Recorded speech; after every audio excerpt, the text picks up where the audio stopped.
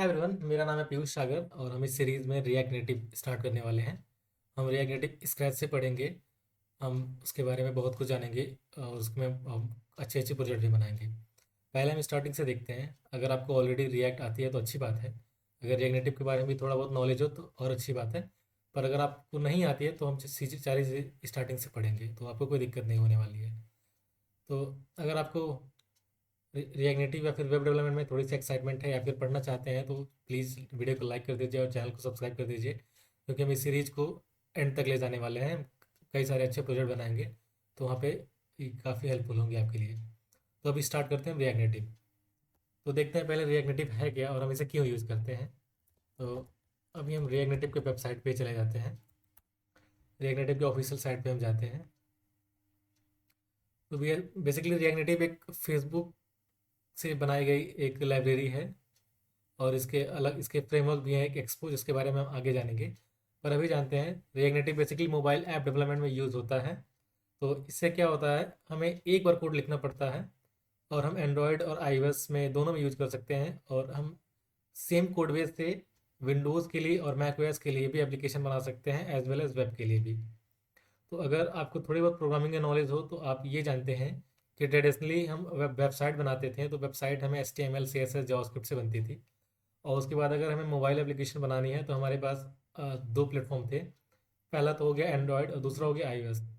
तो एंड्रॉयड में बनाने के लिए हमारे पास ऑप्शन थे उस टाइम, अभी भी हैं, जावा थे। तो उसके बाद गूगल ने जावा को रिप्लेस करके अपना ऑफिशियल प्रोग्रामिंग लैंग्वेज कोटलिन कर दिया। तब से हम कोटलिन में ऐप बनाते हैं एंड्रॉयड एप्लीकेशन के लिए। तो अगर हमें एंड्रॉयड ऐप बनाना है तो हमारे पास ऑप्शन है कोटलिन का या फिर जावा का, इन दोनों में हम एंड्रॉयड एप्लीकेशन बना सकते हैं। अगर हमें iOS एप्लीकेशन बनाना है तो हमारे पास भी कई ऑप्शन है। अभी तो ऑप्शन है स्विफ्ट यूआई से हम iOS का एप्लीकेशन बना सकते हैं। तो अगर हमें एंड्रॉयड और iOS के लिए दोनों एप्लीकेशन बनानी है तो हमारे पास दोनों के लिए हमें अलग अलग कोड लिखनी पड़ेगी। लेकिन हम अगर हम लाइक हम कोई चीज़ हम कंपनी स्टार्ट करें और हम इनिशियल फेज में है, हमारे पास उतना बजट नहीं है, हम चाह रहे हैं कि हम एक बार काम करें और हमारा जो एप्लीकेशन है वो दोनों के लिए लॉन्च हो जाए, एंड्रॉयड के लिए भी और iOS के लिए भी। तो हमारे पास कई सारे टूल हैं जिसमें से एक टूल है रिएक्ट नेटिव। हमारे पास और भी टूल हैं, उनको भी हम एक बार देख लेते हैं। ऑल्दो हम पढ़ने वाले रिएक्ट नेटिव ही हैं। तो हमारे पास एक और फेमस टूल है फ्लटर। फ्लटर भी एक टूल है जो भी मोबाइल ऐप डेवलपमेंट के लिए यूज़ होता है, जो एक ऑप्शन है जिससे हम iOS और एंड्रॉयड के लिए दोनों के लिए एप्लीकेशन बना सकते हैं। और एक रिएक्ट नेटिव भी है। ऐसे और भी फ्रेमवर्क का लाइब्रेरी है जो हम यूज़ करते हैं मोबाइल मोबाइल डेवलपमेंट के लिए, जो क्रॉस प्लेटफॉर्म मोबाइल डेवलपमेंट के लिए यूज़ होती हैं। तो अभी हम पढ़ने वाले हैं रिएक्ट नेटिव के बारे में। तो हम देखेंगे रिएक्ट नेटिव कैसे हम सेटअप करते हैं, कैसे हम अपने सिस्टम में चला सकते हैं रिएक्ट नेटिव। तो रिएक्ट नेटिव ऑफिशियल वेबसाइट पे ही हैं तो हम यहीं से देख लेते हैं क्या क्या चीज़ें हैं। अभी डॉक्यूमेंटेशन से चीज़ें देखिए क्योंकि ये चीज़ें आसान होती हैं। तो अभी हम सेटअप के बारे में आते हैं। तो get started with react native, ये अभी छोड़िए, एक बार पहले सेटअप देख लेते हैं हमें क्या क्या चीज़ें रिक्वायरमेंट होती हैं सेटअप योर इन्वायरमेंट। तो बेसिकली हमारे पास तीन फेमस ओएस है, Mac OS, Windows and Linux. And targeted OS जिसमें जिसके लिए हमें एप्लीकेशन बनाने हैं वो एंड्रॉयड iOS हम चूज कर सकते हैं। तो अभी मैं विंडो पे हूँ तो मैं विंडोज़ के लिए चूज़ करता हूँ। तो क्योंकि हम विंडोज़ में iOS एप्लीकेशन बना नहीं सकते हैं तो हमें एंड्रॉयड ही चूज़ करनी पड़ेगी, क्योंकि iOS एप्लीकेशन हम करेंगे तो हमें ये मिल जाएगा कि हमें iOS के लिए मैक ही चाहिए। तो अभी हम विंडोज़ प्लेटफॉर्म डेवलपमेंट लेते हैं ओएस और टारगेटेड ओएस लेते हैं एंड्रॉयड। तो हमें क्या क्या चीज़ें चाहिए, सबसे पहले हमें चाहिए नोड जेएस इंस्टॉल चाहिए अपने सिस्टम में। तो अगर आपके लैपटॉप में ऑलरेडी नोड जेएस इंस्टॉल है, अगर आप ऑलरेडी रिएक्ट पे काम कर चुके हैं तो आप में ऑलरेडी नोड जेएस इंस्टॉल होगा। पर अगर नहीं है तो कोई बात नहीं, आपको सिंपली जाना है नोड जेएस डाउनलोड सर्च करना है। ठीक है, आपको एक पहली वेबसाइट मिल जाएगी डाउनलोड नोड जेएस, इस पर हम जाएंगे। हमारे पास ऑप्शन मिल जाएगा नोड.js डाउनलोड करने का, किसके लिए हम विंडोज़ के लिए डाउनलोड करना चाहते हैं, लिनक्स, मैक ओएस, जो भी चीज़ें हो। तो मेक श्योर करना आप LTS वर्जन पे हो, LTS with long term support. ठीक है, तो ये सब भी आप इंस्टॉल कर सकते हैं, बट बेसिकली जो LTS होता है इसका फुल फॉर्म है लॉन्ग टर्म सपोर्ट। तो ये स्टेबल, काफ़ी स्टेबल रहता है तो इसे यूज़ करते हैं। तो एक बार सिंपली ये इंस्टॉल कर सकते हैं आप, विंडोज़ में है तो ये कमांड से भी इंस्टॉल कर सकते हैं। ठीक है, अदरवाइज़ आप इसका डाउनलोडर डाउनलोडर फाइल डाउनलोड करके इसको इंस्टॉल कर सकते हैं। ठीक है, तो एक बार ये इंस्टॉल हो जाएगी तो आपको सिंपली वेरीफाई करना है इसको, टर्मिनल ओपन करना है अपना, और टर्मिनल में आपको सिंपली नोड लिखना है, नोड जब के एंटर दबाना है। तो आप यहाँ पे देख सकते हैं welcome to Node JS version 20 point ये। तो अगर आप में कोई भी दूसरा वर्जन हो तो कोई दिक्कत की बात नहीं है, कोई ऐसी कोई दिक्कत नहीं आएगी। आप में 18 भी 17 भी हो सकता है, आप में 21 भी हो सकता है, और आप में लेटेस्ट से 22 भी हो सकता है। ठीक है, सेकेंड स्टेप में जाते हैं। तो हमारे पास हमें जावा भी इंस्टॉल करनी है। ठीक है, तो हमें जावा इंस्टॉल करने के लिए भी हमें सिंपली जावा डाउनलोड क्लिक करेंगे तो हमें मिल जाएगी ये जावा के वेबसाइट पे ही, जावा के वेबसाइट पे मिलती है, और बेसिकली मोस्टली हमें ओरेकल वाले वेबसाइट पे मिल जाती है। यहाँ से हम जावा डाउनलोड कर सकते हैं, जिसमें हमें पूरा जावा डेवलपमेंट किट JDK मिल जाएगा। ये सब इंस्टॉल हम कर सकते हैं। यहाँ पे हमें इंस्ट्रक्शन भी मिल जाती है, यहाँ हमें हमें इन्वायरमेंट सेटअप करना होता है, एक बार आप देख लीजिएगा। ओके, हाँ, हमें दो चीज़ तो अभी हम देख लिए हैं। पहले हमें नोड.js इंस्टॉल करना पड़ेगा, फिर उसके बाद हमें जावा इंस्टॉल करना पड़ेगा। उसके बाद हमें मेन सबसे इंपॉर्टेंट चीज़ इंस्टॉल करनी पड़ेगी एंड्रॉयड स्टूडियो। एंड्रॉयड स्टूडियो भी डाउनलोड करने के लिए सबसे पहले हमें एंड्रॉयड स्टूडियो डाउनलोड लिखना है। हम उसके वेबसाइट पे चले जाएंगे, एंड्रॉयड स्टूडियो डाउनलोड।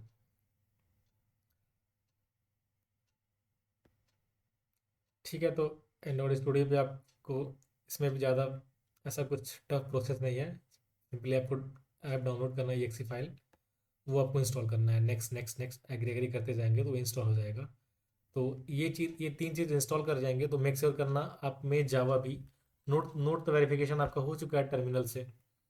ठीक है, अ, आपका जो जावा का वेरिफिकेशन है वो भी आप वेरिफिकेशन कर सकते हैं, Java slash slash dash dash version करेंगे तो आपको जावा का वर्जन मिल जाएगा। ये वर्जन भी आपका डिफरेंट हो सकता है, मेरा 17 है, आपका 21 हो सकता है, डिपेंडिंग आप किस टाइम पे इंस्टॉल कर रहे हैं। ठीक है, और आपको एंड्रॉयड स्टूडियो भी इंस्टॉल करना है। एंड्रॉयड स्टूडियो इंस्टॉल करने के बाद आपको और भी चीज़ें एंड्रॉयड स्टूडियो में करनी होगी। तो मेरे में तो ऑलरेडी एंड्रॉयड स्टूडियो इंस्टॉल है, तो मैं दिखा देता हूँ कि क्या क्या चीज़ें आपको इंस्टॉल करनी पड़ेगी। तब तक एंड्रॉयड स्टूडियो खुलता है, हम और भी चीज़ें एक्सप्लोर कर लेते हैं। हमें क्या करना होता है, हमें SDK और एमुलेटर बनाने हैं, वो अभी हम देख लेते हैं। हमें एक और चीज़ करनी पड़ती है, जावा जो हम इंस्टॉल किए हैं तो और एंड्रॉयड स्टूडियो दोनों के बाद हमें एंड्रॉयड होम का इन्वायरमेंट वेरिएबल सेट करना होता है। ये चीज़ आप देख सकते हैं, एक बार ये लिंक आप सेव कर लीजिए। इस लिंक पे जाके आपको सेम इन्वायरमेंट वेरिएबल में अपने एंड्रॉयड SDK का path with this variable name आपको डालना होता है। ठीक है, हमारा एंड्रॉयड स्टूडियो ओपन हो चुका है। अ, अभी तो मेरे में इतने सारे एप्लीकेशन है, आप में कोई एप्लीकेशन नहीं आएगा तो नीचे ये सारे ऑप्शन मिलेंगे, मोर का आई गेस ऑप्शन मिलेगा। अभी तो मैं यहाँ पे जाके SDK मैनेजर में जाके मैं कुछ SDK इंस्टॉल कर लेता हूँ। ठीक है, आप, अभी मैं एंड्रॉयड 15 इंस्टॉल किया हूँ, आप लेटेस्ट एंड्रॉयड में इंस्टॉल कर सकते हैं, या फिर जो भी जिस एंड्रॉयड में कंफर्टेबल हो।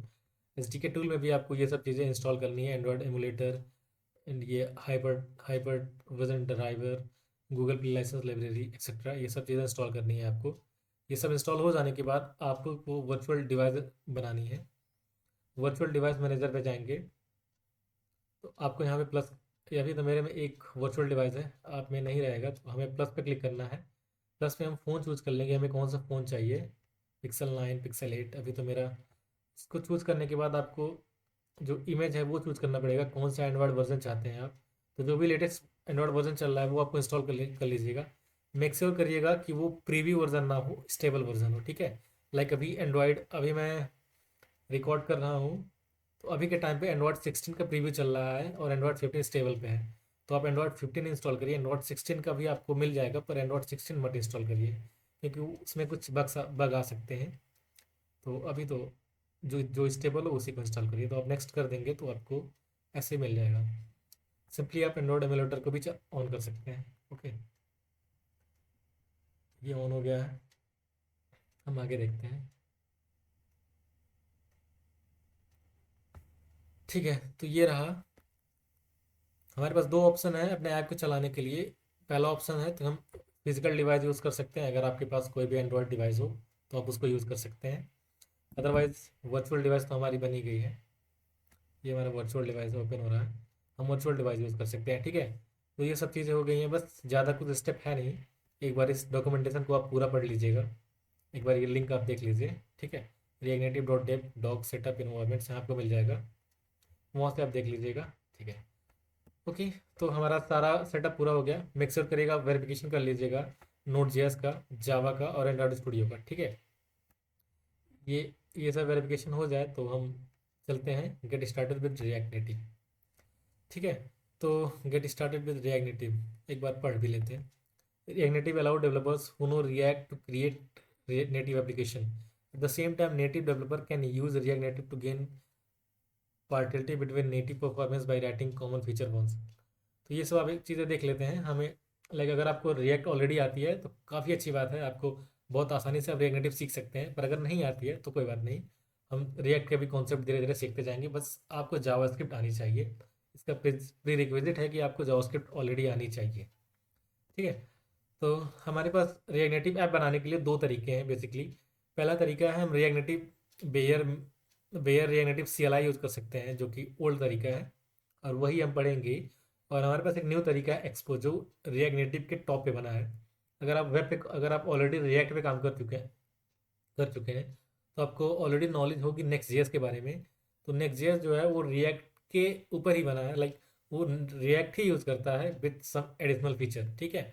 तो वैसे ही हमारे पास एक्सपो है जो रिएक्ट नेटिव भी यूज़ करता है विथ एक्स्ट्रा एडिशनल फीचर, ठीक है।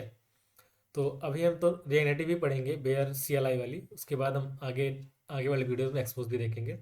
एक बार अगर आपको हाईलाइट देखना है एक्सपो का तो जस्ट एक्सपो सर्च कर सकते हैं, आपको मिल जाएगा पहली वेबसाइट,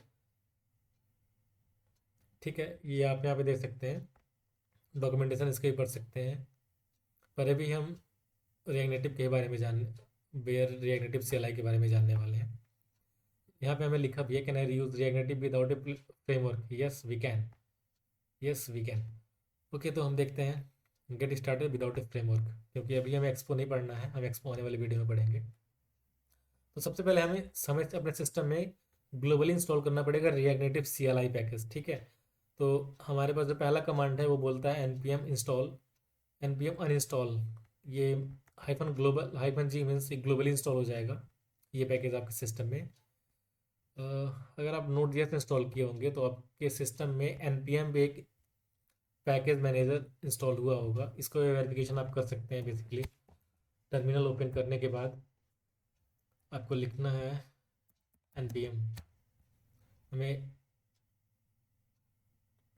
आ नहीं रहा है क्या? आना चाहिए, हाँ आ गया, ठीक है। अगर हमें कोई एरर आता है तो आप में दिक्कत है तो आपको Node.js सही से इंस्टॉल करनी पड़ेगी, क्योंकि Node.js ऑलरेडी npm के साथ आता है। तो ये सब चीज़ें आपको मिल जाएंगी, तो आप वेरिफिकेशन कर सकते हैं कि हाँ आप में npm इंस्टॉल है। तो हम देखते हैं, ये आप पढ़ते हैं तो हमें ये अनइंस्टॉल भी हम कर सकते हैं, पर ठीक है हम सीधा इंस्टॉल ही करते हैं। किसी भी आप एक फ़ोल्डर में चले जाइए, ठीक है। आप यहाँ पे टर्मिनल ओपन करिए और ये कमांड आपको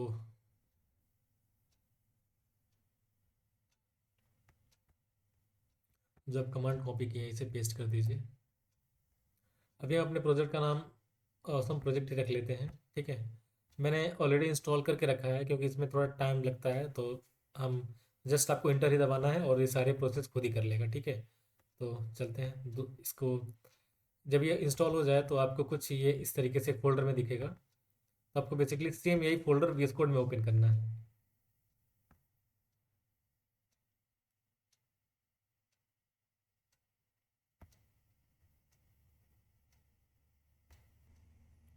तो हमारा कोड जो है वो VS कोड में ओपन हो चुका है, ठीक है। एक बार हम फाइल स्ट्रक्चर का ओवरव्यू लेते हैं। तो हम स्टार्टिंग से देखते हैं। स्टार्टिंग से क्या, जो सबसे पहले इंपॉर्टेंट चीज़ है वो देखते हैं। जो सबसे इंपॉर्टेंट फाइल है वो है package.json, ठीक है। अगर आप ऑलरेडी रिएक्ट पे काम कर चुके हैं तो ऑलरेडी आपको नॉलेज होगी कि package.json कितनी इंपॉर्टेंट फाइल होती है। बेसिकली इसमें सारी इन्फॉर्मेशन, ये सब चीज़ें काट देते हैं, ये सब मेरे कॉन्फ़िगरेशन की वजह से आ रही है। बेसिकली package.json हमें सारी इन्फॉर्मेशन एक साथ रखता है जो भी इस प्रोजेक्ट के लिए रिक्वायरमेंट हो, लाइक नेम, वर्जन, प्राइवेट, और ये स्क्रिप्ट है, जितने भी सारे स्क्रिप्ट रन होगी इस प्रोजेक्ट में क्या क्या चीज़ें हमें करनी है वो चीज़, और डिपेंडेंसी है और डेप डिपेंडेंसी है। कौन कौन सी चीज लाइब्रेरी हम यूज़ कर रहे हैं, कौन कौन से पैकेजेस हम यूज़ कर रहे हैं, वो सब चीज़ें डिपेंडेंसी भी आती है। और डेप डिपेंडेंसी भी आती है, वो सब चीज़ें जो हम डेवलपमेंट के टाइम पे यूज़ करते हैं। तो ये सबसे इंपॉर्टेंट फाइल है, ये डिलीट नहीं होनी चाहिए, क्योंकि ये डिलीट हो गया तो आपका प्रोजेक्ट जानेगा ही नहीं कि हमें क्या क्या चीज़ें इंस्टॉल करनी है, तो काफ़ी दिक्कत हो जाएगी। तो ये चीज़ें नहीं डिलीट होनी चाहिए, ठीक है। और अगर आप रिएक्ट नेटिव CLI के थ्रू ऐप इंस्टॉल किए हैं, एक्सपो के थ्रू नहीं इंस्टॉल किए हैं, तो उस टाइम पे हमें एंड्रॉयड और iOS फाइल भी दोनों बहुत ज़्यादा इंपॉर्टेंट है।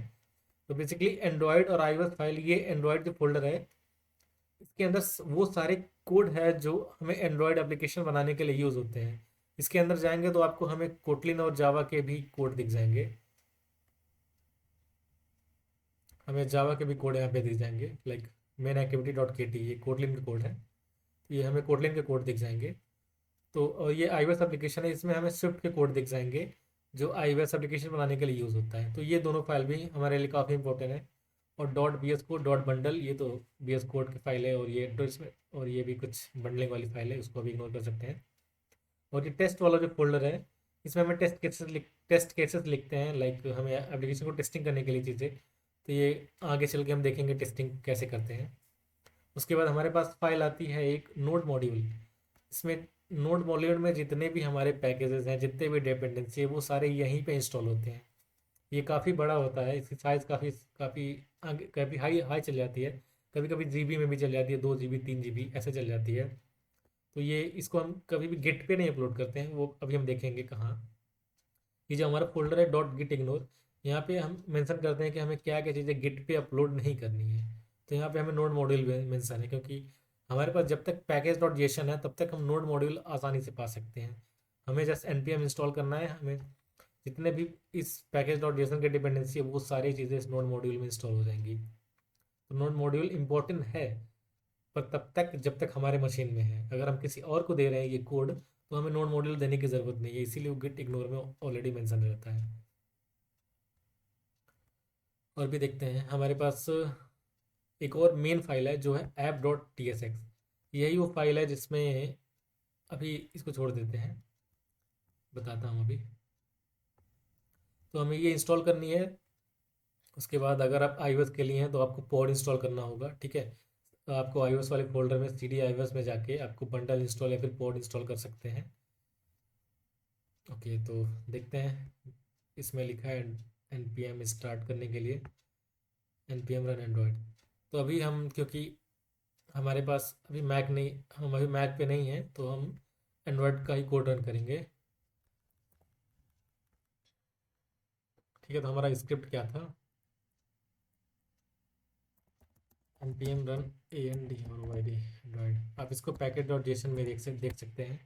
हमें स्क्रिप्ट में एंड्रॉयड रन करने के लिए रिएक्ट नेटिव रन एंड्रॉयड लिखा है, पर ये वाला भी हम चला सकते हैं, पर हमें npm रन और ये वाला जो कमांड है वो लिखना पड़ेगा। तो npm run Android, npm run iOS, हम जो भी करना चाहे वो चीज़ें कर सकते हैं, करते हैं। थोड़ा सा ये टाइम टेकिंग है, पहली बार थोड़ा टाइम लेता है, तो हम थोड़ा वेट करते हैं। हमारा इमुलेटर ऑलरेडी ओपन है। अगर आपको इमुलेटर में नहीं इंस्टॉल करना है, अपने फ़ोन में इंस्टॉल करना है, तो आप अपने फ़ोन में भी इंस्टॉल कर सकते हैं।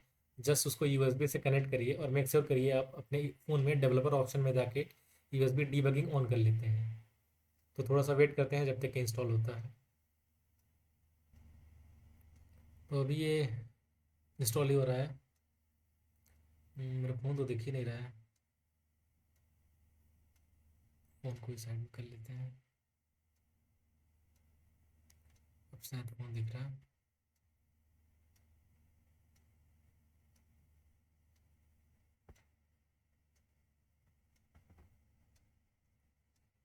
अब फ़ोन दिख रहा है, थोड़ा मैं वीडियो को छोटा कर लेता हूँ।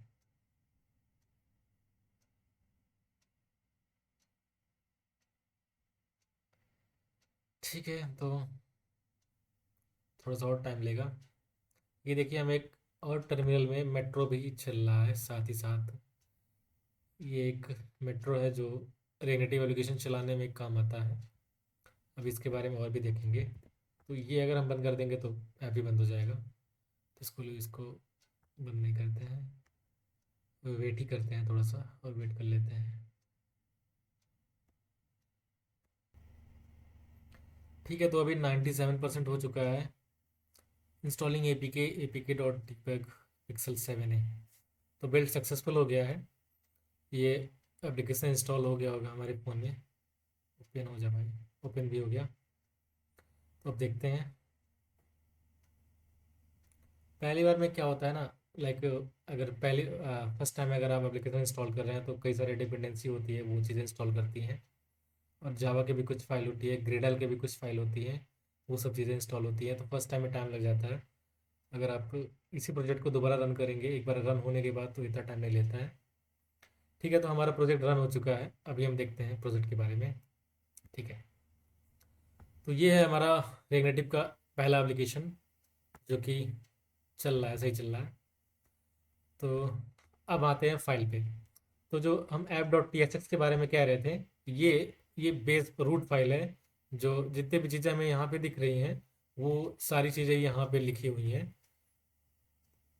लाइक अगर हम वेलकम टू रिएक्ट नेटिव कहाँ पे लिखा हुआ है, app dot T S x,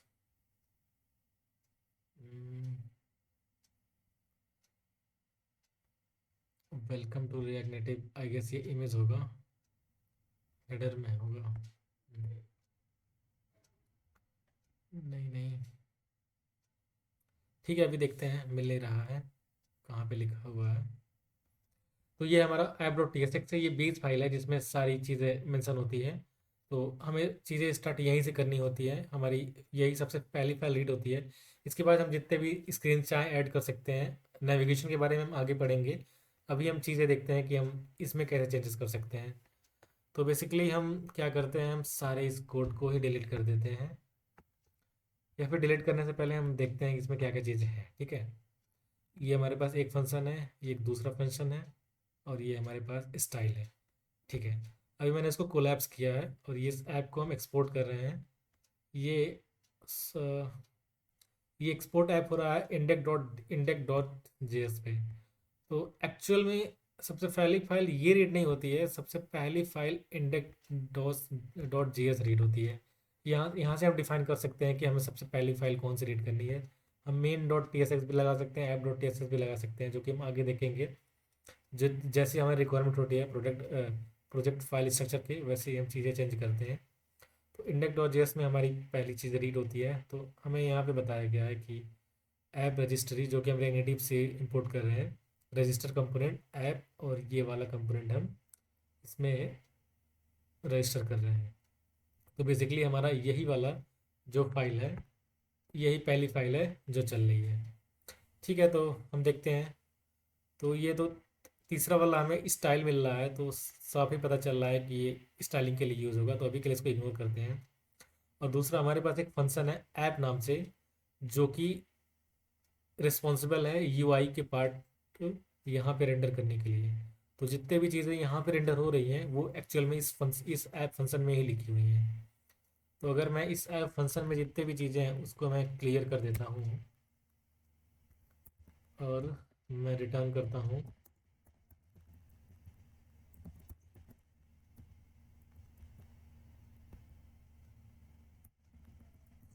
यार यहाँ पे चीज़ें गलत लिखी हुई हैं। हम्म, ठीक है।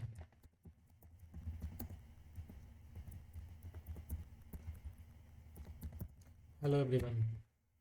अब जैसे मैं इस फाइल को सेव करूँगा तो ये ऐप में भी रिफ्लेक्ट हो जाएगा, क्योंकि रिएक्ट नेटिव की एक बहुत अच्छी खासियत है हॉट रीलोडिंग, जो कि हमें ट्रेडिशनल मोबाइल डेवलपमेंट के फील्ड में नहीं मिलती थी, वो हमें इसमें मिलती है। तो रिफ्रेशिंग हो रहा है जैसे मैंने फाइल को सेव किया। तो जैसा हम देख सकते हैं हेलो एवरीवन हमारे पास लिखा हुआ आ गया है। ठीक है, तो यही हमारी पहली फाइल है।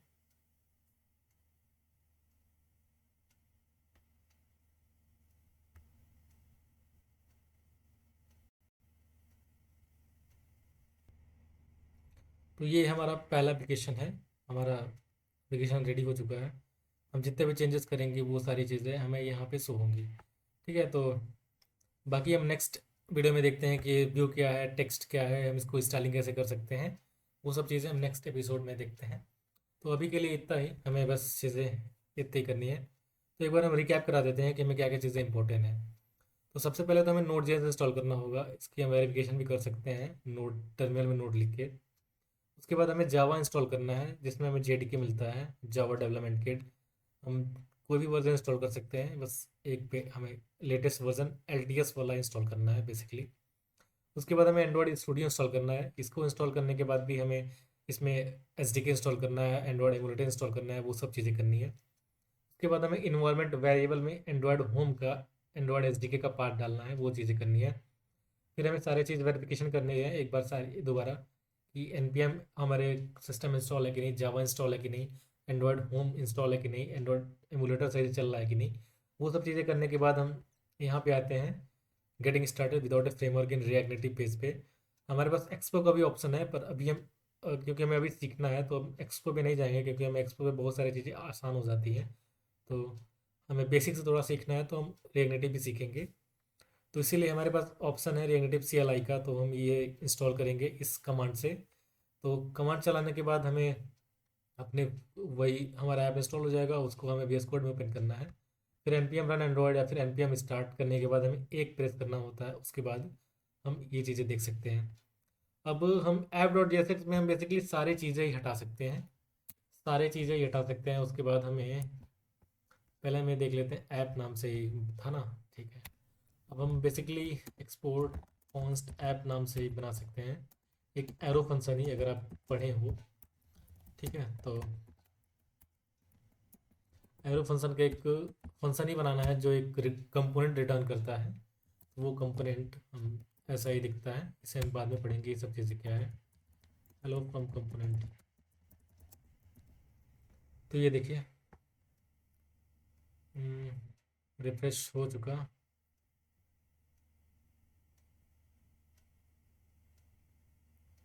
हम्म, हाँ हाँ, ये एक्सपोर्ट का इशू आया है, ठीक है। तो इसको हम एक्सपोर्ट इक्वली कर देते हैं,